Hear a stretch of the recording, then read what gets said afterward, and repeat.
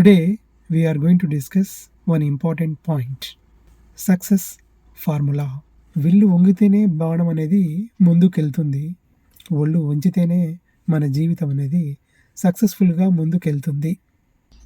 Suddenly we have not made all right decisions, wrong decisions. We will be flexible. That lessons to make better decisions.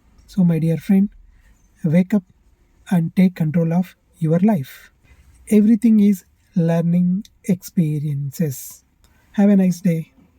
Again, we meet in the coming session. Till then, bye.